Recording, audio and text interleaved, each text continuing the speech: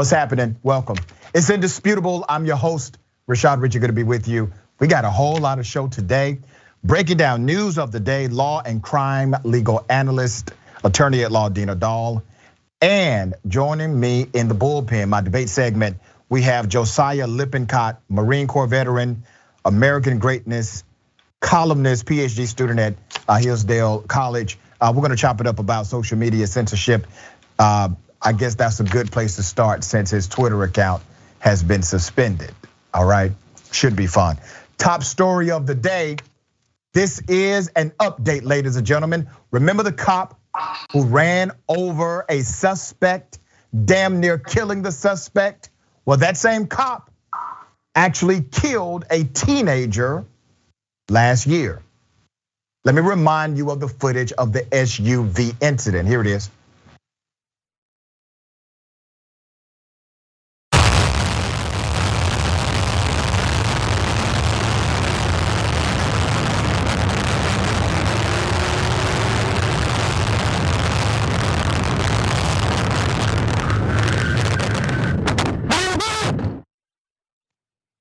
That looked accidental to you? That was intentional, clearly. Let's put up a picture of the officer, Jonathan Granado. Let's put his picture up. Okay, keep his picture up for just a hot second.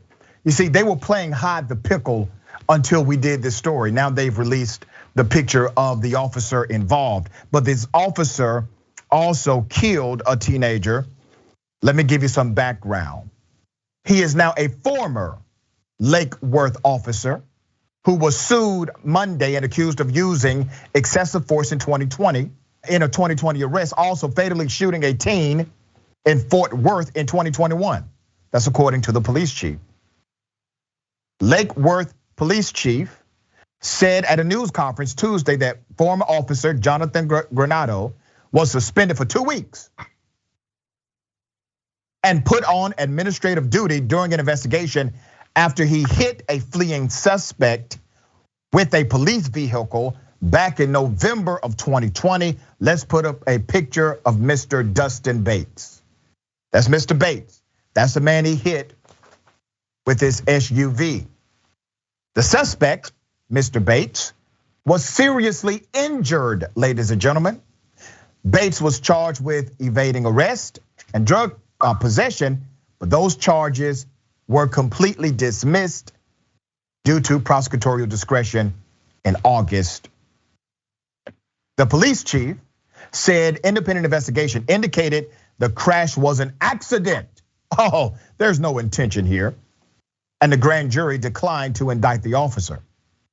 Granado was required, now get this, to undergo additional training and present to his peers what he learned from the incident and that he could do better before he returned to active duty. I mean, that'll do it. Yes, go to additional training and go back to police officers you work with and say, guys, I've learned my lesson. I almost killed a man and I tried to. Now I want you to think about this. Dustin Bates, he survived, had a broken leg, he had broken ribs, but he lived, right? Initially, the police department, they came out and said that he broke his leg when he got off the motorcycle, that he broke his ribs when he got off the motorcycle. The man that you see running for his dear life doesn't look like he has a damn broken leg and broken ribs. But that was the cover up initially. Cover up always speaks to corruption. You cannot engage in even the beginning of a cover up without someone creating an atmosphere for it to happen. But the video came out and the video went viral. Now, Lake Worth police suspended Granado for 2 weeks for violating department policies related to the safe operation of a vehicle. The police chief said in March, Tarrant County grand jury declined to indict the officer in connection with the crash. In another incident, this same cop, put his picture up again.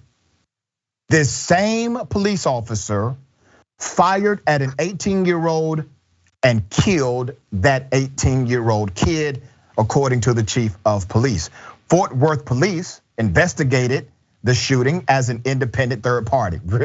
Independent third party. You guys are basically the same, all right? The official report notes that one of the fleeing suspects was in fact armed, okay? Back to the lawsuit.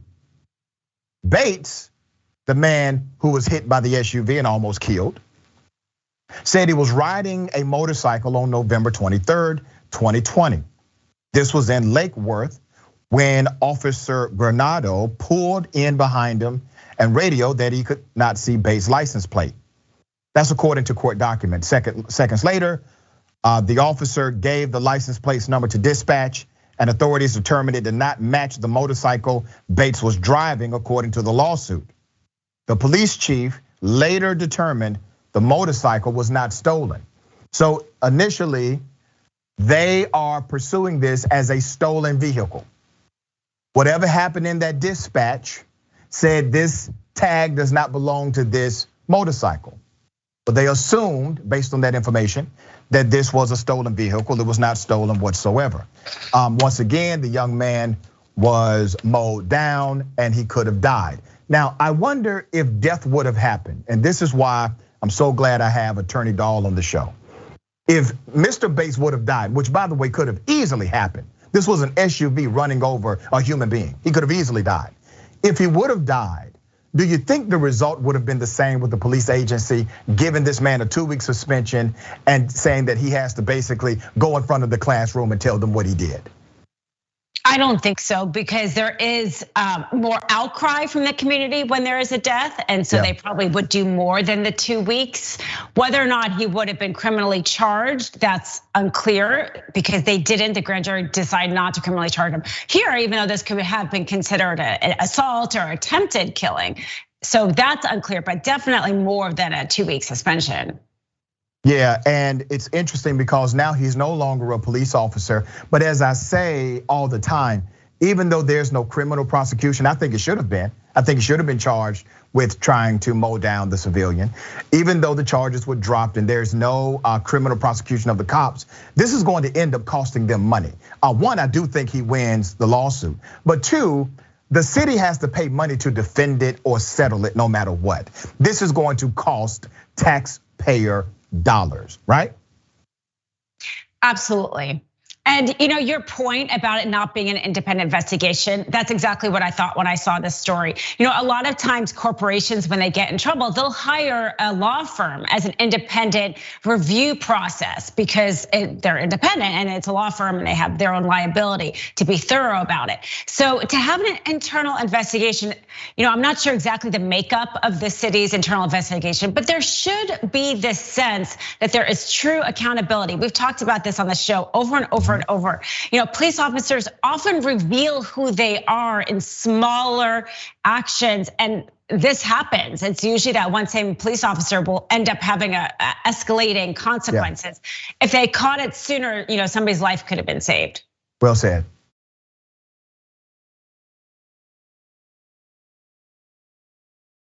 All right, now damn it, this has got to stop. I'm talking about police on police crime. All right, I'm standing up against police on police crime. Let me bring your attention to a cop who was bullied by his supervisor, who's a cop, has now settled for $120,000. A former police officer in Bergen County, a borough of New Jersey, who claimed he was bullied by a bad lieutenant, has now got a whole bunch of money. In the suit, this officer claimed that his superior had attacked him with chopsticks and choked him with a necktie. Officer Samuel Kim, who is now employed by the Hohokus Police Department, alleged that Lieutenant Sean Lee had harassed him and bullied him from the time Kim was hired in Palisades Park. Let's put up a picture of the victim, Samuel Kim, okay? Now, the person who bullied him is Sean Lee, a lieutenant who is now a captain. He got a promotion after this. Let's put up his picture. Look at that. In his lawsuit filed in July with the US District Court in New Jersey, Kim alleged that guy, Officer Lee, had him run personal errands while on duty, including buying him coffee and driving his daughter to school every morning. The alleged bullying peaked in 2018 when Kim refused a request from Lee to help remove a ticket issued by a New York City police officer, issued to a New York City police officer, according to the suit. After that incident, after this guy stands up, says no to this request, after this happened, Kim said the harassment and bullying became increasingly worse, culminating in 2019 when the two were in the locker room and Lee said an exceedingly offensive and derogatory term in Korean. After that incident, Lee ordered Kim to meet him at his parents' house. While there, Kim said Lee physically assaulted him, first by repeatedly hitting him over the head with chopsticks, then by wrapping Kim's uniform around his neck to choke him, according to the lawsuit. Officer Kim did report the alleged assault to a councilman the next day and said he was scared for his life. Afterward, what happened to the cop that harassed him, that committed a criminal act against him? Well, that officer had a 5-day unpaid suspension and was ordered to attend anger management classes, attend harassment training, and undergo a psychological evaluation for fitness of duty, okay? Now, I want to remind you, these are police officers held to a higher standard of accountability, or at least they should be, right? These are people that we trust not only with tax dollars, but with a damn gun and a badge, which gives them the privilege to use it. But they can commit criminal acts at the workplace and absolutely nothing criminal will happen, all right? What happened? Lee, that same officer, was later promoted to captain. That'll show him.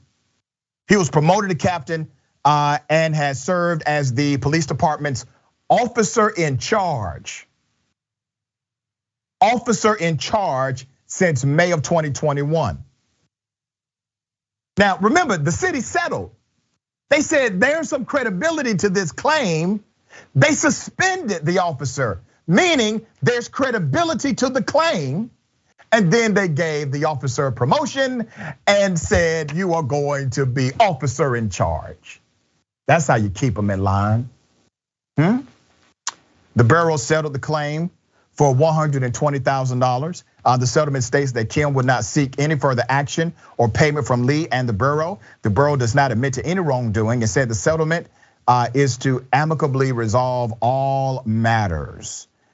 This was a 3-0 vote. The council had 2 of the 6 council members recuse themselves, and the other decided to abstain because at least half of the board are cowards. Okay, all right. Ms. Dahl, criminal offense. They found it to at least be credible to an extent. They suspended the guy and then gave a fat settlement for workplace harassment, but the man doesn't get criminally charged. He literally gets a workplace promotion. Now, I guarantee you this, and I'd never do it, but if I took my producer Jordan and grabbed him by the tie and choked him out, I guarantee you I wouldn't be getting a promotion at TYT. That would never happen. And Jordan, I would never do that to your brother, I love you. But that would never, this is the reason why people don't like the police. Who else in an American workplace, attorney, can do something like that and receive a promotion at their job? Absolutely. I mean, this is such an abuse of power. And some people might think, him trying to hide a ticket wasn't as meaningful. But it's the small things that we see are often the bigger things we don't see. And the fact that he wasn't just fired is kind of astounding. I mean, if it's similar to an employee working at Trader Joe's, taking a box of the product off the shelf, that's stealing. That person would get fired. Using your power for your own means with the ticket, to me, is a fireable offense. Thank goodness he spoke up, because it does alert the public to things that are happening. But the fact that they didn't really treat this as seriously as it is, the people in that community should know that that means that the police department it needs more oversight because they did not handle this well. Yeah, very well said. Very well said. All right, we got more on the other side. Is indisputable. Stick and stay.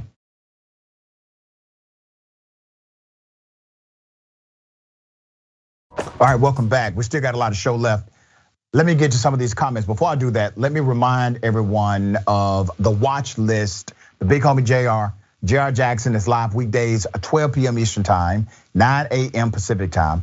Find out what stories you should be paying attention to in news, politics, culture, current events, sports, and more. This is a 10-week test series on TYT.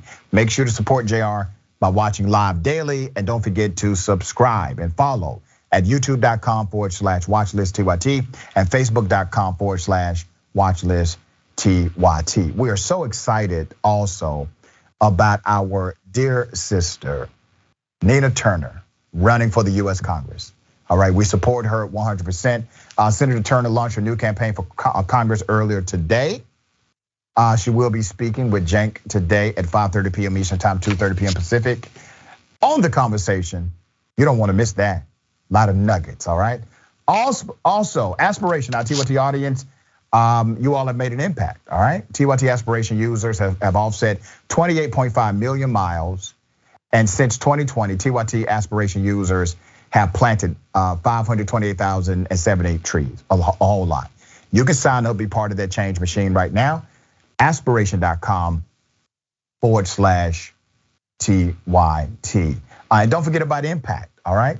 Positive change in the world is the foundation to what we do here at TYT.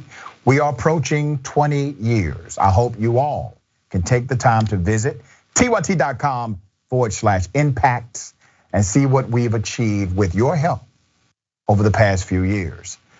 Some of the impact you will see includes the petition to increase the minimum wage, giving a platform to leaders like AOC and others, the Progressive Economic Pledge, and a whole lot more, all right?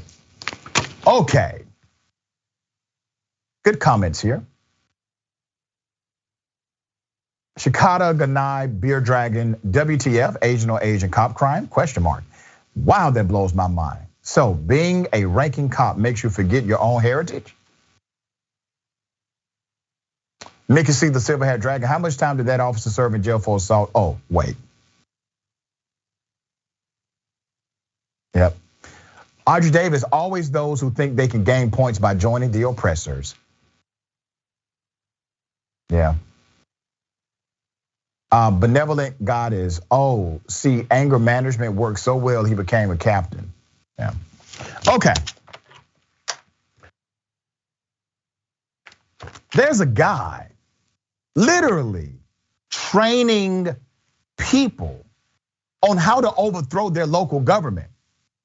He's a former FBI agent. Here's the video. So what understanding the threat does is we have what I call the starting block. It's our 3-day training program. And we used to focus at the national level, and we realized that was a waste of time. And we brought it down to the state level, and while we met some good governors and attorney generals, none of them were willing to do what needed to be done. And when we brought it down to sheriffs and pastors, thinking we'll get to that local level, we couldn't find enough sheriffs and pastors courageous enough to actually do anything about that. Yeah. So when I first moved to Texas about 5 years ago, I started developing a program for citizens. And when we started teaching it about 4 years ago and actually training them on how to identify these folks in the community, and then showing them how to take actions to rip these people out of the community and punt them out of their county or state, and do it lawfully but very aggressively. These people have to be flushed. Yeah. These are bad people. To take back your city council, to throw your mayor in jail if you're capable, to take back your schools, your chamber of commerce, your local community, and then we help them organize their team, show them how to do this stuff at the local level, and then show them how to research the organizations and individuals that are in the community, and then show them very creative, devious, fun ways to flush these people and to screw with them and to make them incapable of continuing what they're doing in the local community. Damn, it only takes 3 days to learn this? He sells a 3-day package. That's your starter kit. So let's call that the Steve Bannon starter kit, okay? All right, the Supreme package is the Donald Trump David Duke kit or something like that. So anyway, so this guy goes around, he's a former FBI agent. He literally tells people, here's how you overthrow your government, arrest your mayor, arrest your city council members, school board members. And then he has a training module that shows individuals how to just mess with politicians. Now he says you can do all of this lawfully. If you arrest the mayor of your city, you are a citizen, and you arrest the mayor of your city, well, that's called kidnapping. That is against the law. You're not able to do that. Now, this is what this man is selling, COVID-19 and QAnon conspiracy theorists. They gathered at a Reawaken American event in Dallas, Texas. This was back in December. The man you just watched among the speakers is a radical right-wing activist known as John Guandolo. John is a disgraced former FBI agent, a radical right-wing conspiracy theorist, an anti-Islam activist who now runs an organization called Understanding the Threat, through which he trains law enforcement agencies around the country to identify seemingly anyone with dark skin and a beard as an Islamic terrorist. Now here's what's interesting. You just literally heard one of his programs, right? I guarantee you, if that would have been an individual of the Muslim faith, or let's say a black person going around saying, no, I'm training citizens on how to lock up politicians. I try to do it at the federal level, try to do it at the state, but we're teaching people how to literally grab up a politician and kick them out of their city or county. That would be a problem. That would be a criminal problem. That would be a criminal investigation. All right, once again, this guy's a former FBI agent. Further background, following his presentation at Reawaken America, this former agent sat down backstage for an interview with Dave Scarlett and self-declared prophet Amanda Grace of the program His Glory, where he realized that he has recently begun offering training sessions for average citizens on how to take over their towns by driving out all the insufficiently right-wing officials and arresting their mayors in the process. There's another video. Here's his inside mind thinking outside. Here it is. When you do those two things, flush the bad guys, reestablish an actual Republican form of government, then you reestablish the county. When counties do that, and then you get adjacent counties to join you, now you have a pretty incredible stronghold in a state to start going after the cowards and the traitors at the state level. But it has to be at that level. Yeah.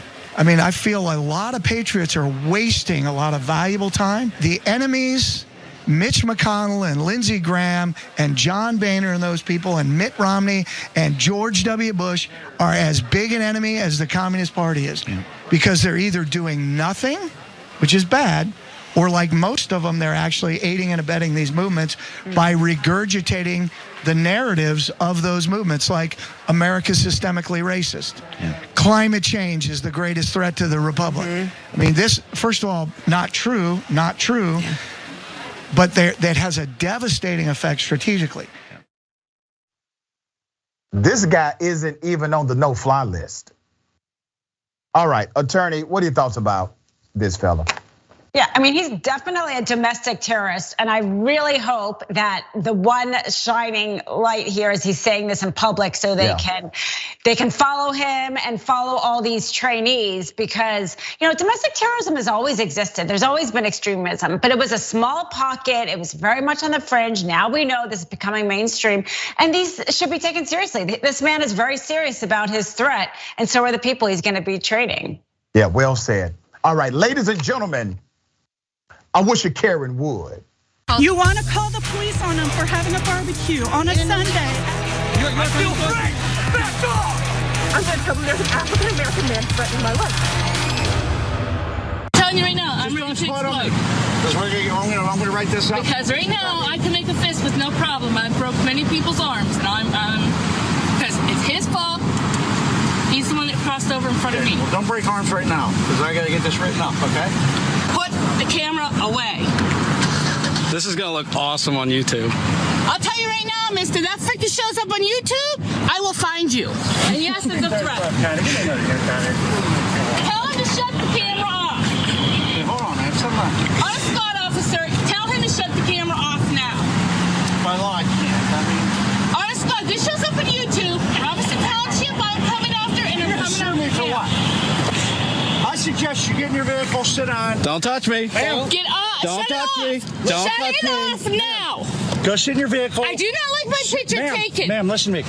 Sit in your vehicle. Tell him to shut it off now. Go sit in your vehicle. He can't take you, okay? Go sit in your vehicle. I do not want this on YouTube. I don't want to. Tell him to shut it off now. But shut the camera. Shut it off now. Okay, it's off. Get in your. Shut it off now. It's off. Shut it off. Put the goddamn thing in your car now. Listen.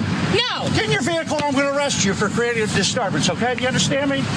Sit down. Let me write this up. We'll get everybody underway. He's taping me again. Ma'am. He's taping me again. I do not like that stuff. I do not like that stuff. In your vehicle. Sir, I don't like that stuff. I hate that stuff. Terroristic threat, disorderly conduct, failure to obey a lawful command.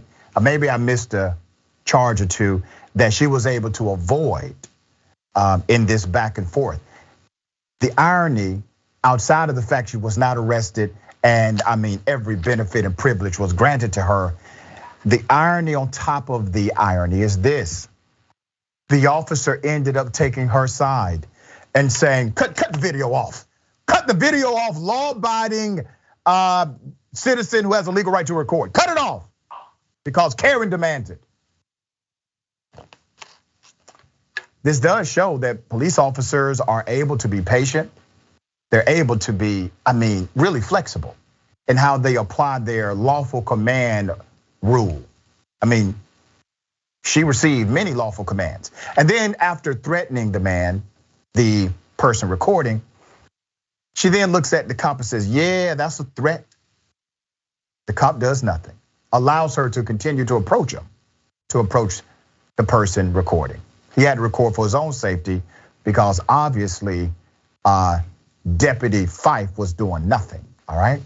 Okay, attorney at law, am I wrong on the potential criminal charges that could have been levied against this woman? I don't think you're wrong. I do think that you're right in terms of her privilege. It did seem like the police officer was, going with her, trying to kind of manage the situation. He did show an extreme amount of patience. I think the lesson here for me was just, we can't control other people. If we don't want something to happen, sometimes the action is our own action, and she should have just gotten inside the car because obviously she got taped more the more she yelled at him. Yeah. Yep, and she looked more ridiculous. Okay, I got something for you. Double dose.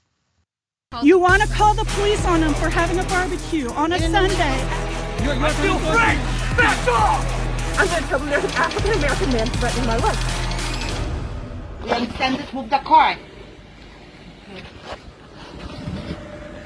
Who are you going to show? The president? Who are you going to show? Who are you going to show? You got an ugly lip. Your lip ugly, your lip spoiled, bitch. Suck your mother. Ugly. Go move that piece of. You're gonna wait, you bitch. I'm going to wait, basically. I'm And you're doing recording nothing. me, you piece of you black. You Suck your mama, big girl. Go suck your mama. Boy black, a big girl. Look at your lip. I'm a slave. I'm a slave. You're a what? You're a piece of suck your mother. You ever see this blood clot of this little ugly looking piece of your lip? See a big girl. You do surgery, your lip spoil. Bumbuckler, go suck your mother.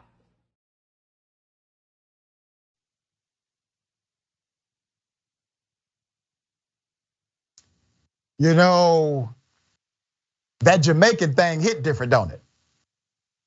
I'm not saying he was right for calling her out a name. All right, I'm not saying any of that. But woo, Karen ran up on the wrong Jamaican brother trying to get through his work day on that occasion. Now, I was adopted by a Jamaican family, love them to life. Shout out to Mommy, Everton, Owen, and Sam. And it was a remarkable experience to be in that kind of family environment. As a foster child, I was looking for a home, right? A place where heart is. And I gotta say this, my Jamaican family, they have hearts. They have remarkable hearts, all right? They have a lot of passion. And Karen ran up on that passion that day. Attorney at law, what are your thoughts? Road rage is real. People's anger about the divisiveness of our country is coming out. I've been following the Edgecombe case, and that's really gone wrong. 2 people's lives, really never going to be the same. The defendant and the man who died. So although I'm very glad that he was able to stand up for himself, I don't know, people are kind of crazy these days. I kind of feel like it's just, you never know what you're gonna get. Yeah, all right, we got more on the other side. It's indisputable, stick and stay.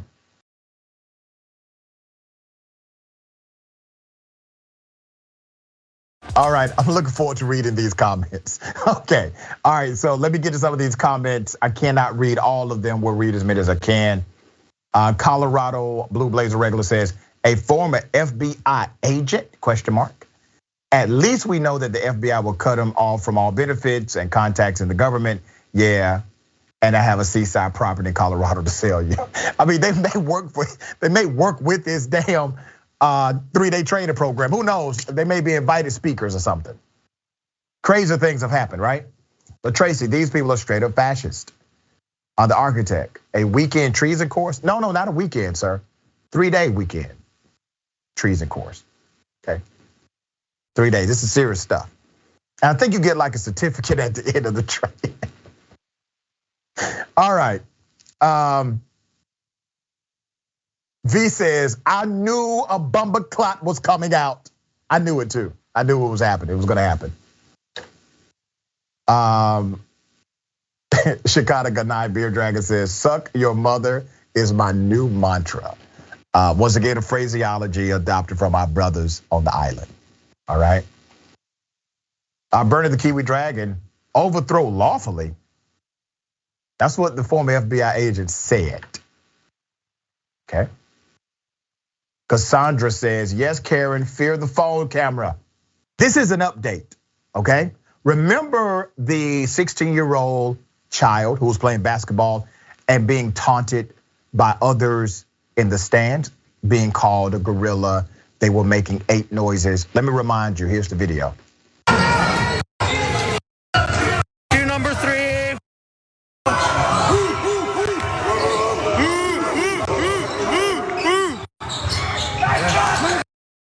You suck! Number 3's a gorilla, bitch! Number 3, you're a bitch! Now the father is speaking out, okay? So let me update you on this story. The father, whose name is Kayi Steplight.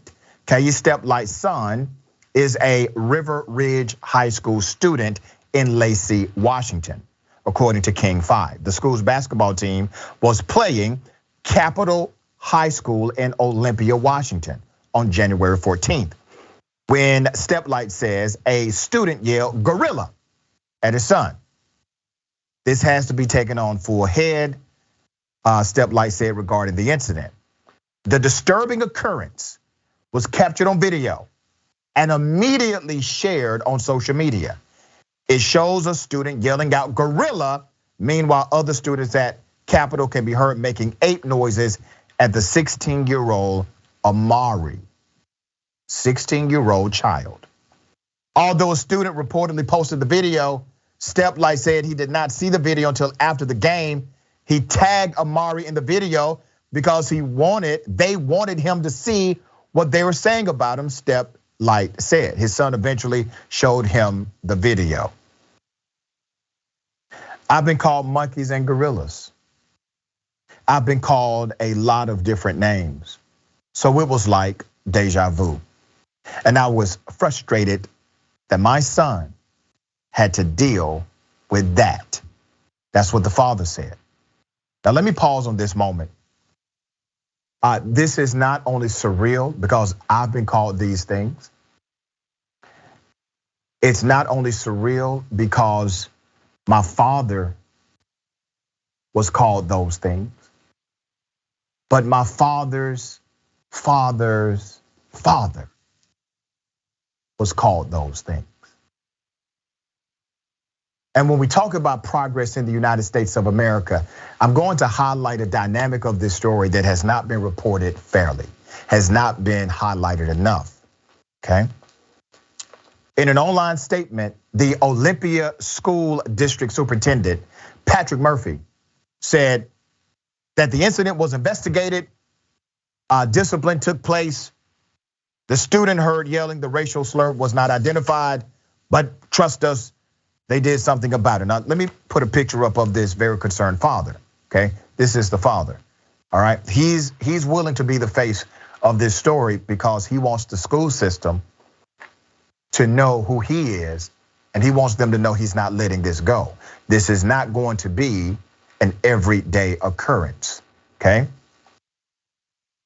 The school superintendent said also in a statement, "It is incumbent upon me to work with our school leaders and staff to ensure that when student actions cause harm, there is accountability, learning, and an opportunity to restore and make amends with those who have been hurt."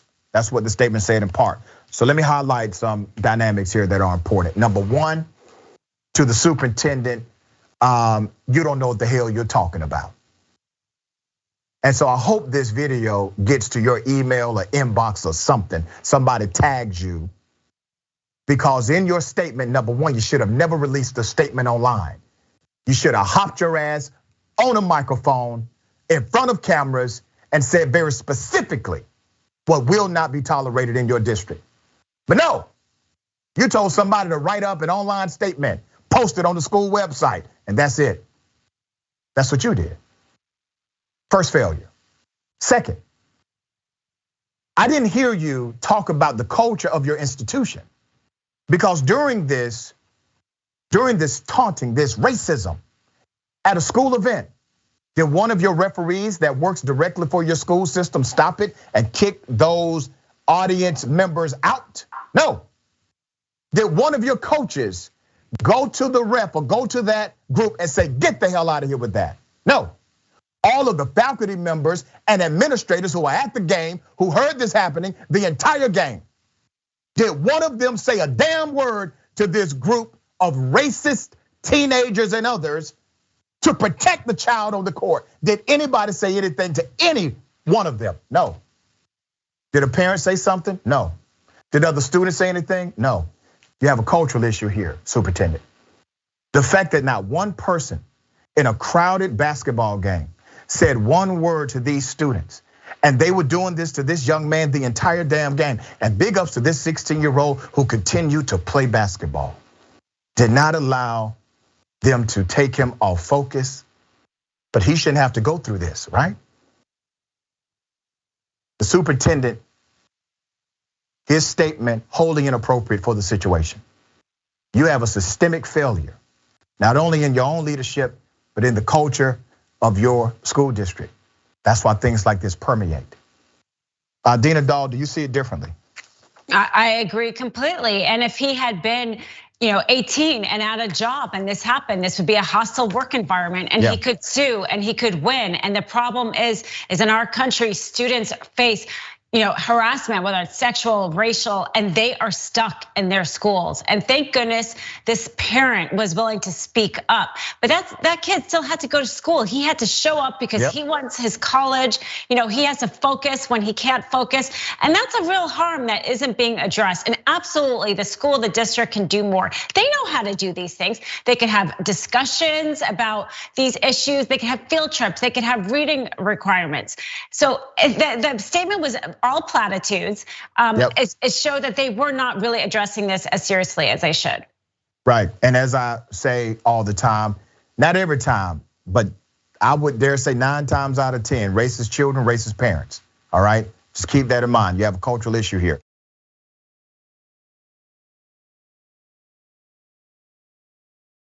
let me take you to a fascinating dynamic. A Karen caught in the wild and domesticated at the same time. It's a beautiful thing to see. Here's the video. You screaming at employees in Walmart. Get out of here. Not racist. Yes, it is. No, it's not. The United States doesn't have an official language, jackass.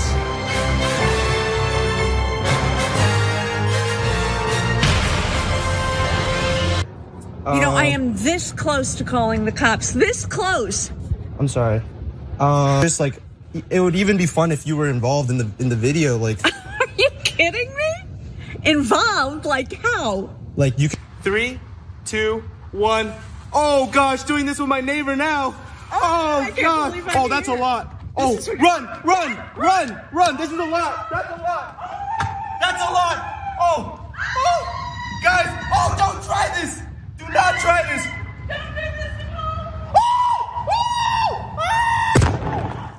Are you okay? I think so, yeah. This is making the rounds on social media. Some people are debating, is it real? Was it fake? I don't know. I like the sentiment of the story. He was able to find a Karen in the wild, and he was able to domesticate that Karen in real time through niceties, right?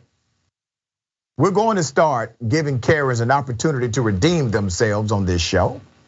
So if you know of a Karen out there who has some viral video connected to their Karenicity, and they would like an opportunity at redemption, you tell them to give us a holler right here on Indisputable, all right?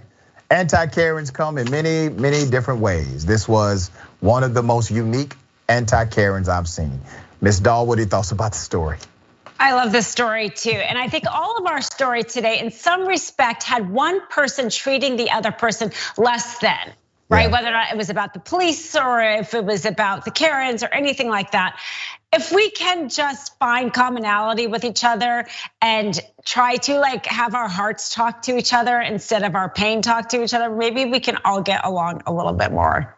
You know, that sounds very wise of you. Let me put up a picture of the TikToker. His name is JoJo the Jet Plane. That's what he goes by on TikTok.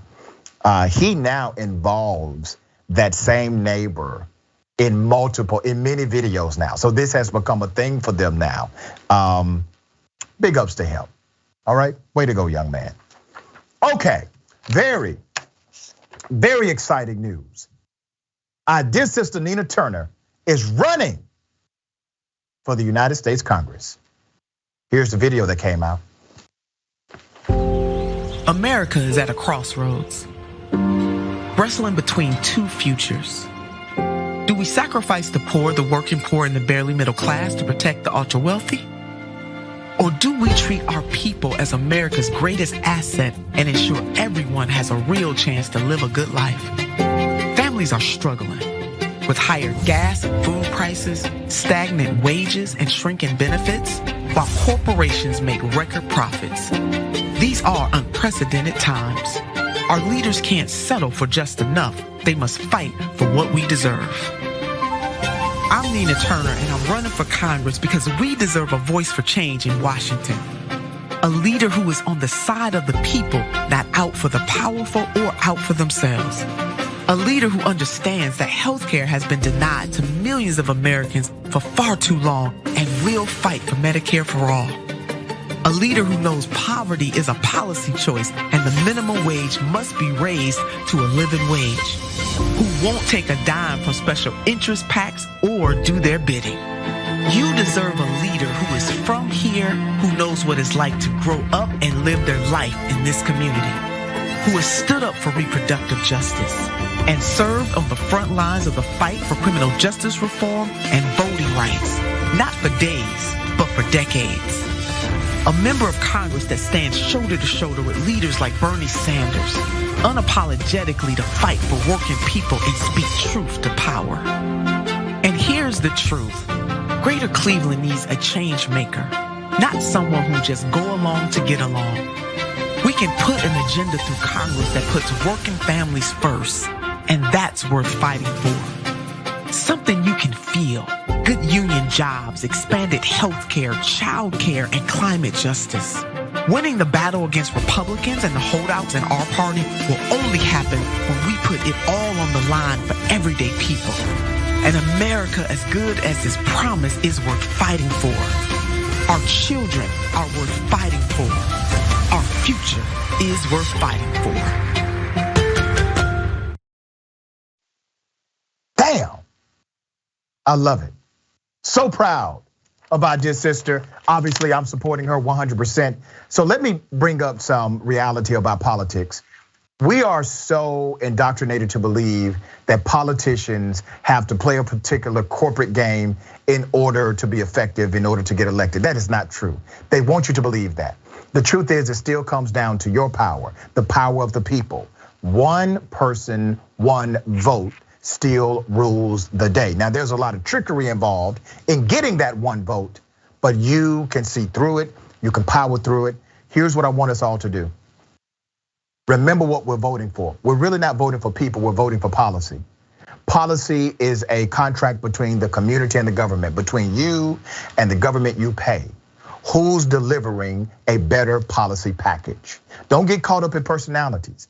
Always get caught up in the policy. That's the game of politics. Who's delivering the policy that you support, right? It's called values. What are your values? You align your values to the people that promote the policies you connect with. That's how this works, all right?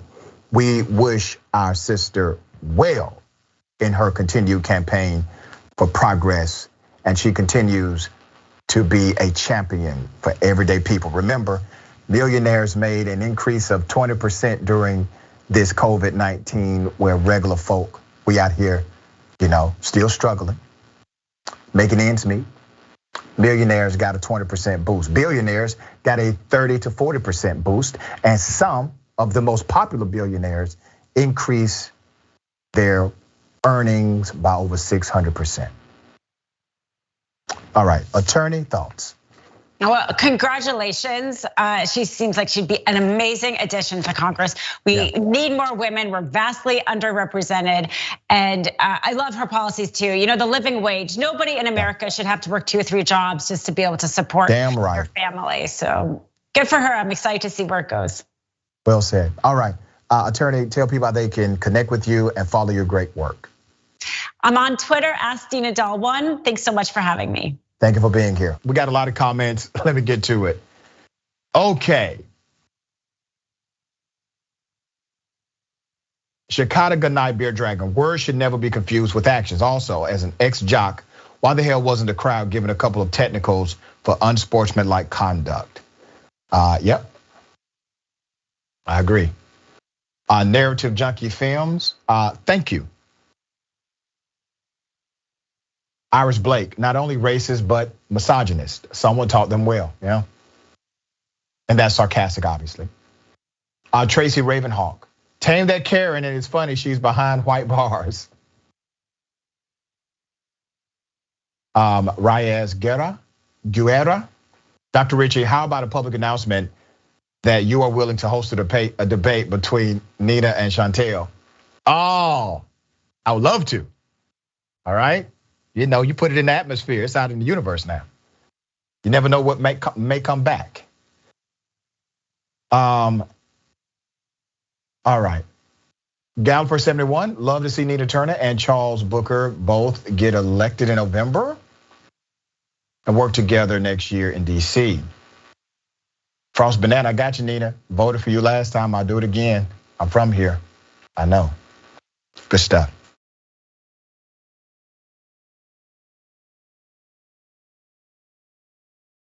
Welcome to Indisputable. I'm your host, Dr. Rashad Richard. We got a lot happening today. What do we do on this show? We tell the truth. You know why we tell the truth? Because the truth is simply indisputable. Rashad, great to be here. Congratulations on the new show. And I gotta let everybody know that Rashad and I go way back. People still need health care, so I won't stop. People still need criminal justice systems reform throughout this country, so I won't stop. And you won't stop either.